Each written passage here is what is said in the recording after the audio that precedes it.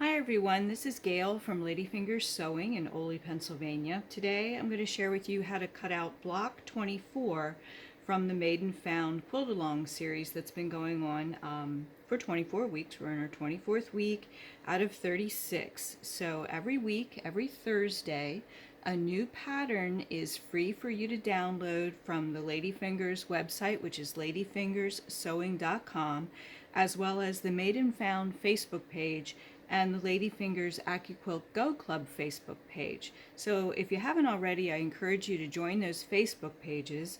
And these videos, which I post every week, are available. The archives, all of every block, I've done all 24 blocks so far, are available on the Ladyfingers YouTube channel, which is Ladyfingers Sewing.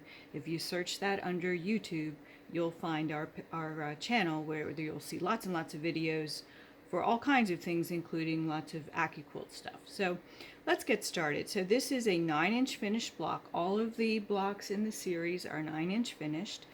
And to know how to figure out what die you need to use, it's not too hard, but it just takes a little practice. So hopefully these videos will help you with that.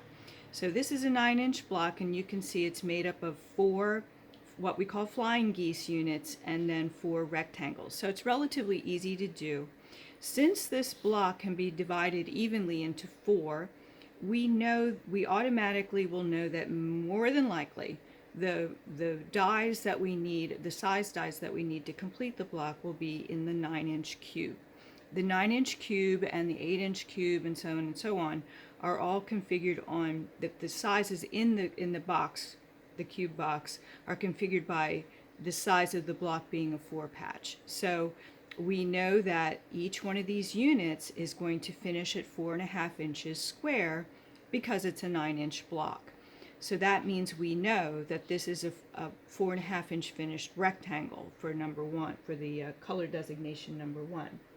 So that means the rectangle from the 9-inch cube is shape number 8.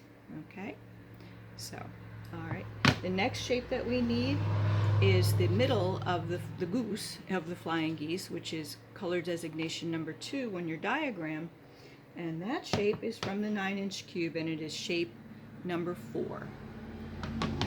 Third, the last shape we need are the smaller triangles that go around the flying geese. From the 9-inch cube, you'll need shape number 5. Okay, so I've chosen my background fabric, which will be color designation number 1. And as you can see, the long side, which takes up the most real estate, the long side of the rectangle, I want that to be the straight of grain, the lengthwise grain, because that is the most stable. And the outside edges of your block, you want them to be stable so that things don't stretch out of shape. So in order to do that, I have my die, and I have all my pieces already layered. I need 4 of them, so I have 4 layers of my background color, which is a Dimples Mist. And so I make sure that my lengthwise grain is the long side of the shape. Make sure that all of my fabric goes past the blades of the die, which I've done already. Cover it with a mat. Make sure your mat is offset a little bit so you get more wear out of your die. And since this is my lengthwise grain, which is the strongest of the 2 grain lines, that's how I want it to go into the machine. Okay.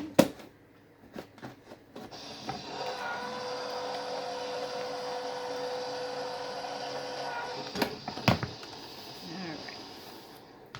So now we have our 4 background rectangles already cut, just like that. Next, we have our geese. So this is a 1/4 square triangle actually, and so we need 4, and I'm doing those in the teal color. And once again, for the unit, this is the lengthwise, where I want this line, this long side of the 1/4 square triangle to be the strongest, and that would be the lengthwise grain. So I have my lengthwise grain along the longest side of the triangle. I'll need 4 of these, so I have 4 layers.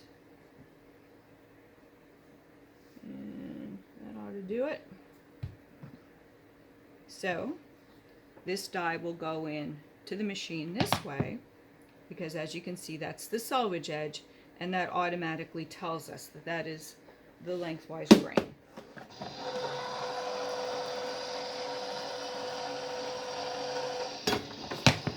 Okay, don't forget to rub the mat a little bit. That lessens the opportunity for static to build up.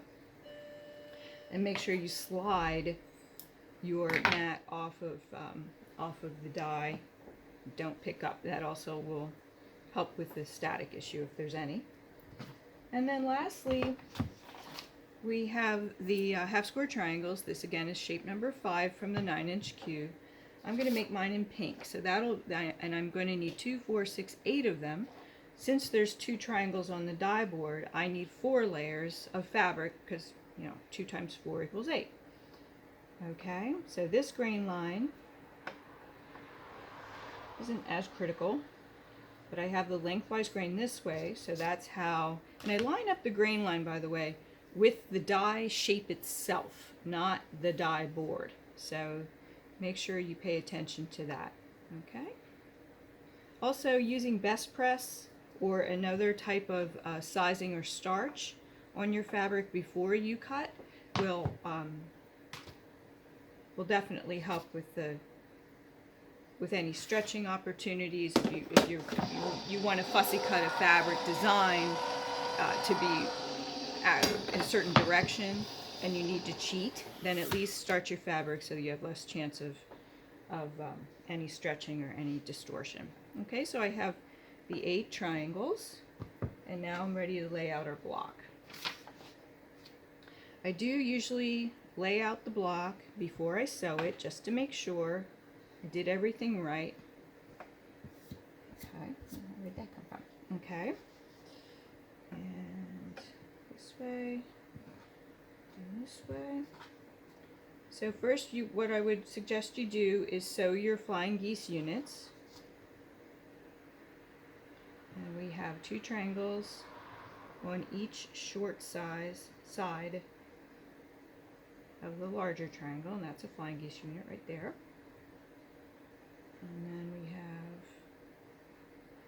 that, and that will be sewn to a rectangle.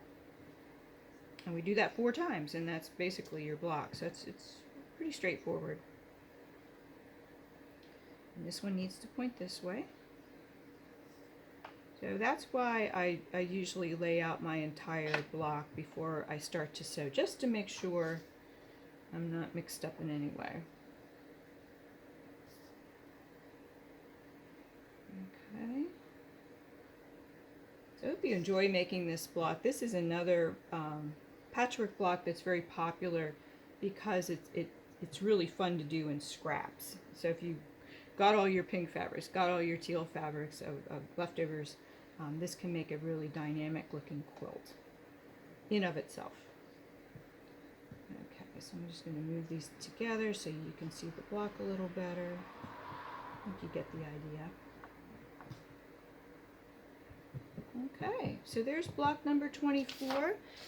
Be sure to follow us on Facebook. It's the Ladyfingers Accuquilt Go Club Facebook page, and also join the Made and Found Facebook page so that you get to see pictures of other people's blocks and get some coloring ideas and setting ideas, and join in on all the fun, because it's a great bunch of people who are making some really amazing blocks. So I hope to see you there, and we will see you with block 25 next week. Thanks, and have a great day.